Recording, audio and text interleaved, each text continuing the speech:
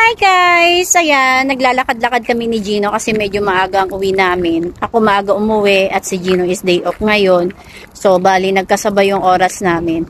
So, maglalakad kami. Bibili na rin kami ng kailangan namin. Hi! Kirana!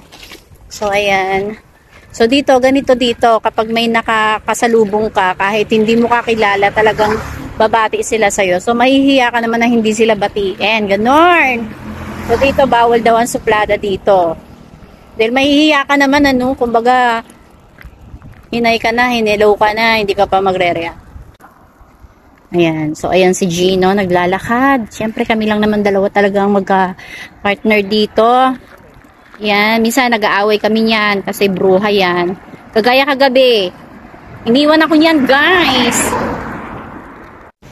So, ayun nga, bibili kami ng pagkain ni Gino. So,